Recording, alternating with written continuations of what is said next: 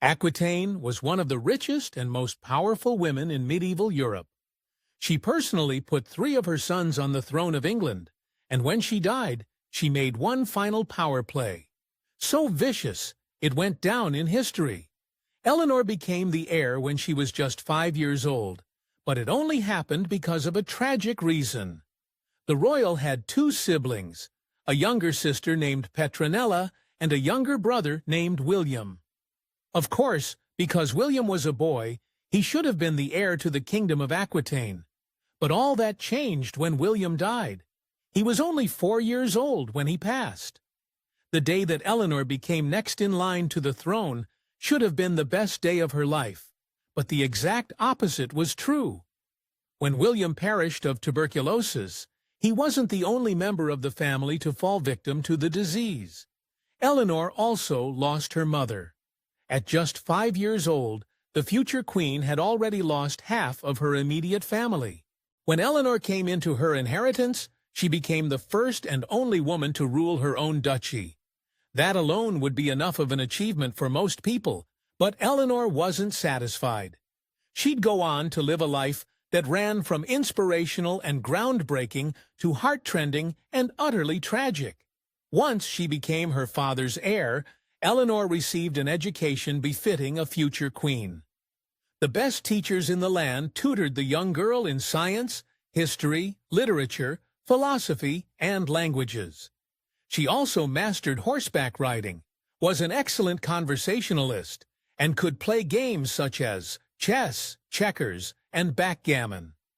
With skills like these, it's no wonder that all the noblemen pounced at the chance to wed Eleanor. With her father's death in 1137, Eleanor instantly entered the bewildering life of a bona fide world leader. The little girl became the Duchess of Aquitaine and was quickly placed under the protection of the King of France, aka Louis the Fat. The king wasted no time in pledging young Eleanor to be the bride of his son, Louis. The king sent his son, along with 500 men, to propose to 13-year-old Eleanor, and to bring her back to the French palace. The King of France didn't take Eleanor in out of the goodness of his heart. Eleanor's territory, the Duchy of Aquitaine, was the wealthiest and largest province in the country. Even larger than that of the king, by marrying Eleanor off to his son, the king would get his hands on her lands, and all without having to go to war. Eleanor wed the heir to the French throne, 17-year-old Louis, a mere 3 months after her father died. On August 8, 1137, Eleanor and young Louis officially became the rulers of France. Now, King Louis was never meant to be king. His spirited older brother died in a freak accident when he was still a teenager, and at the time, the royal family was grooming little Louis for a life in the church. The poor boy had literally been raised by monks. He was meek, unassuming, and awkward. When it came time for him to step up to the throne, he was woefully unprepared. The worst problems lay ahead. When Louis and Eleanor were supposed to get busy and produce an heir, they had the worst time possible. Political records suggest that Louis wasn't a frisky man, and because of his reluctance to do the deed, the couple didn't have any children 7 years into their marriage. Even so, the people of France blamed the absence of an heir on one person and one person alone. Eleanor, as though her forced marriage wasn't bad enough. When Eleanor arrived at the French court, she had even more problems. Louis' subjects detested the prince's new bride, and Eleanor hated life at the French palace. Eleanor was a strong-willed woman, and she didn't always get along with all her husband's friends. She clashed viciously with the eunuch courtier Thierry de Galleran, using her razor-sharp wit to humiliate and mock him whenever possible. Furious, Thierry used his close friendship with Louis to try to turn the king against his bride. The medieval French court was full of this kind of intrigue, but things would get much more vicious. In 1142, Louis made the biggest mistake of his reign, and unfortunately for Eleanor, it had everything to do with her. Eleanor's younger sister arrived at the French court and quickly fell for the brave veteran Raoul I. There was just one little problem. Raoul was already married. Louis unwisely interfered with Raoul's marriage and decreed that he could renounce his wife and marry Eleanor's sister instead. He didn't know at the time, but this decision would destroy hundreds of lives. Unfortunately for Louis, Raoul's ex-wife was no slouch. Instead, the scorned woman was the niece of the powerful nobleman, Count Theobald II, and he was ticked that Louis let Raoul leave his bride. As payback for the king's actions, Count Theobald joined forces with Pope Innocent II. And once again, church and state were at war. Pope Innocent II didn't just defeat King Louis's forces. He took the king to school. The Pope infamously described Louis not as a formidable world leader, but a boy in need of instruction. Then he excommunicated both Louis and Raoul for their role in the dissolution of Raoul's marriage.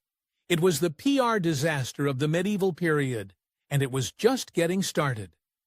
In a highly unusual act for both queen and a woman, Eleanor insisted on accompanying her husband on the 1145 crusade. Unfortunately for Eleanor and Louis, the crusade was a complete failure.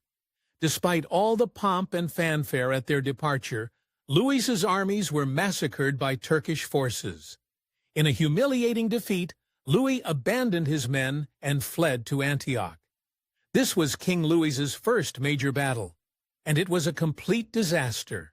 When it came time for the French people to explain the disaster of the crusade, they didn't blame Louis in effective leadership. Instead, they pointed their fingers at Eleanor. They said that Eleanor had encouraged other women to come along and distract their husbands on the crusade. If they hadn't been there, the Holy War would have succeeded. Once again, everything was Eleanor's fault. During Louis's doomed crusade, a dark rumor claimed Eleanor was having an affair with an extremely inappropriate person, her own Uncle Raymond, the handsome Prince of Antioch. To add fuel to the fire, when it was time for Eleanor and Louis to move from Antioch to Jerusalem, Eleanor stunned the court by refusing to accompany the king. Instead, she wanted to stay with her Uncle Raymond and possibly her lover.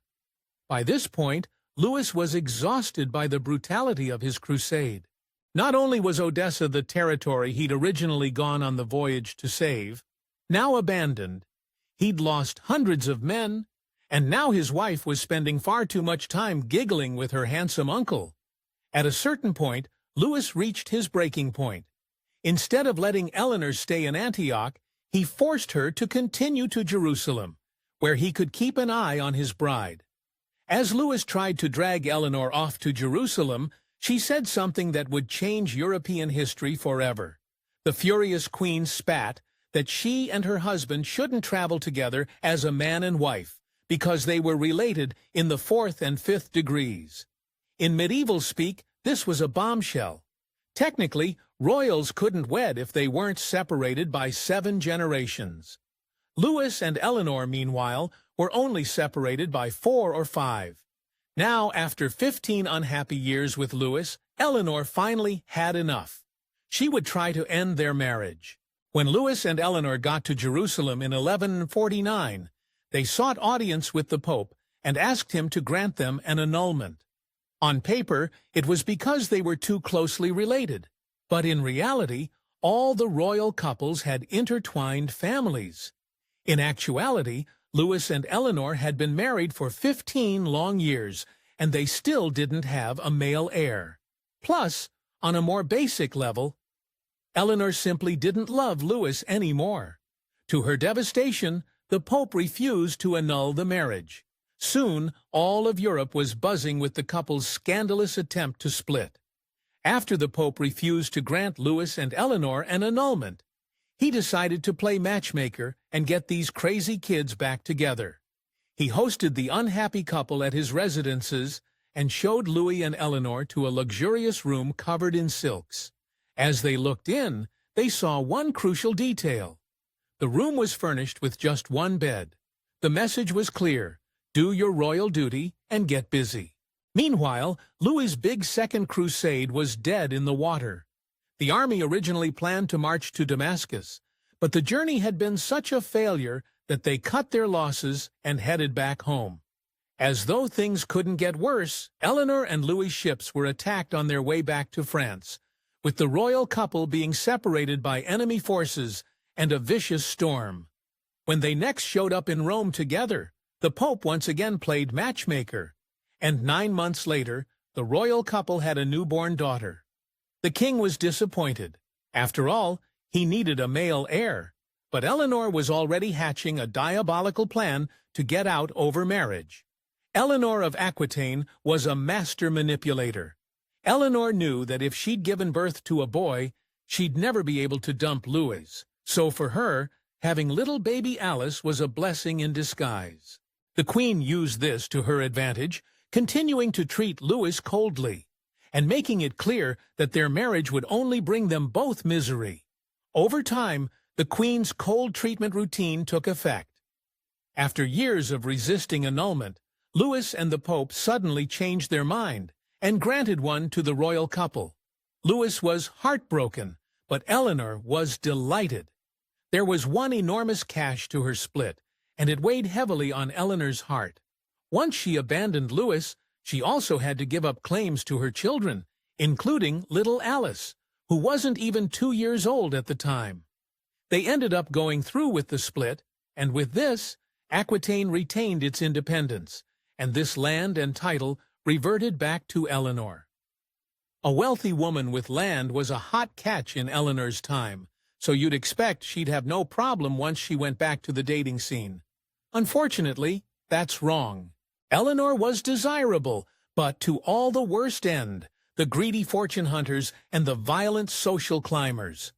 While she was on her way home after dumping Louis, not one but 2 men tried to kidnap her.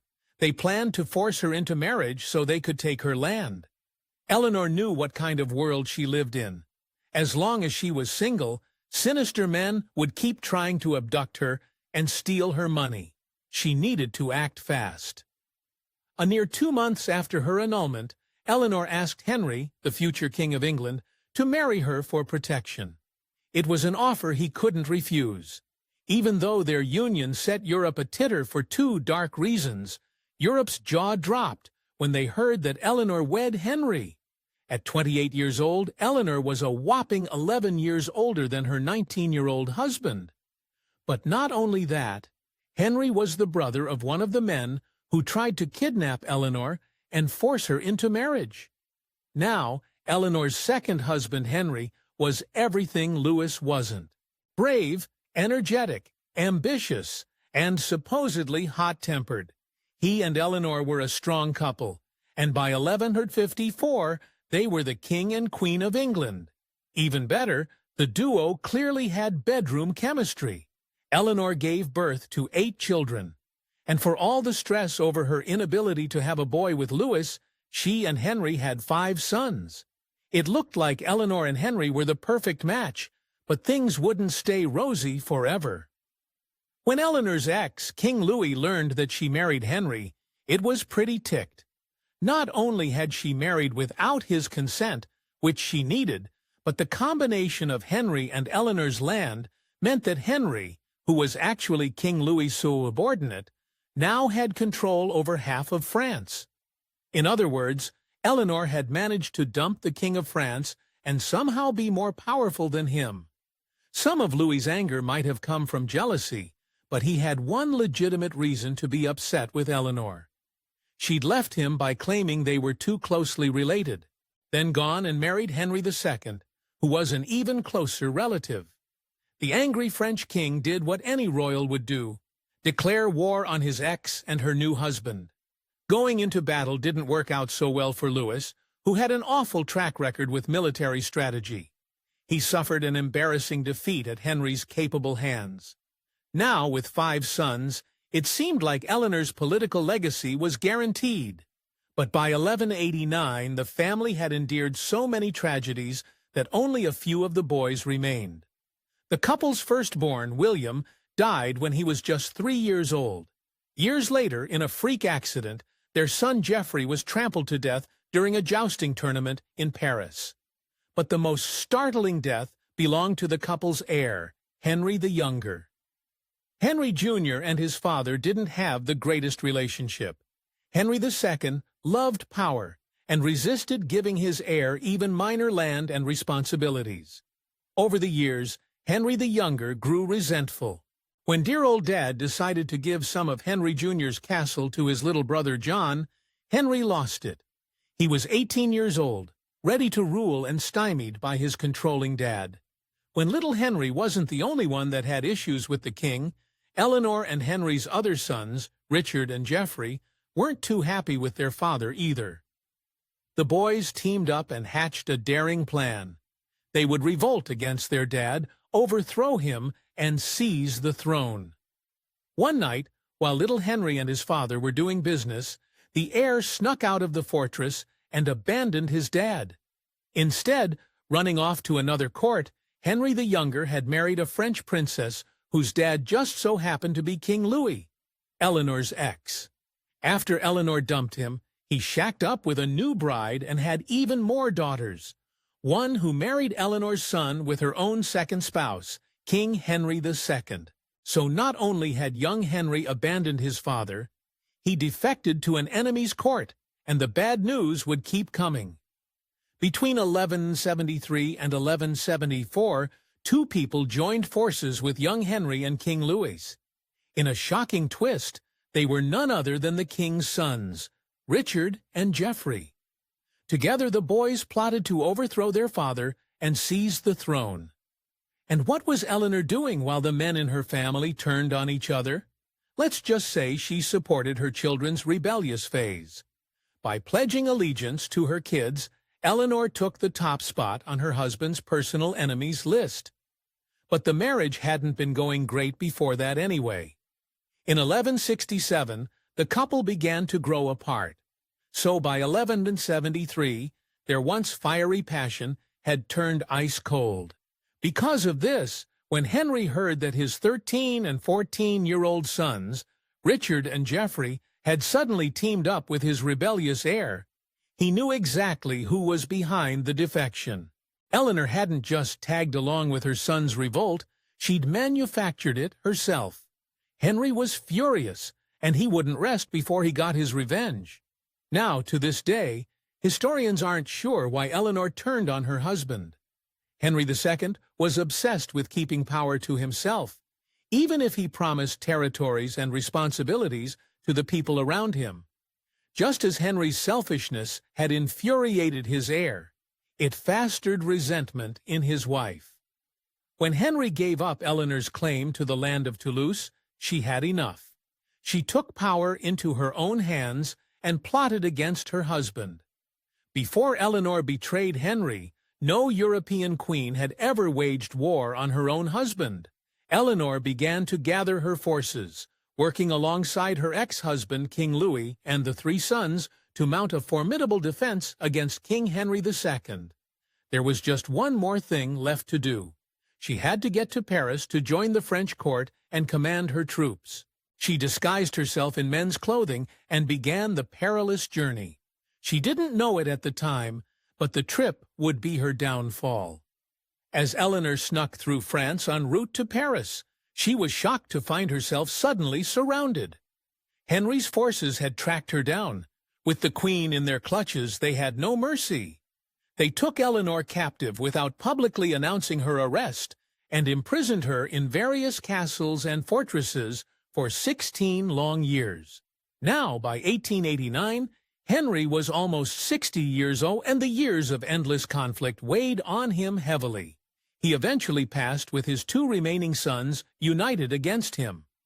With the death of King Henry, his son Richard finally got the power he had craved for so long. After Eleanor made a victory tour through England with her son Richard, she pulled off one more triumph, making her troublemaker son John reconcile with his older brother. As the boys embraced after so many years of fighting, Eleanor felt at peace. On March 31st, 1204, the indomitable queen breathed her last breath, but before she exited the earth, she had made arrangements for one final gotcha. Eleanor is buried next to her husband Henry II and her son Richard the Lionheart. When everything Henry subjected Eleanor to, you'd think she wouldn't want to spend eternity next to him. And you'd be right. That's why even in death, she managed to get in one last dig at her tool of husband. Eleanor had her tomb built a few inches higher than her husband's, elevating her above him for all of time. Thanks for watching History Exposé. If you love uncovering the best stories in history, hit like and subscribe to keep exploring with us. Don't forget to visit our main page Factor Night for more incredible facts about everything.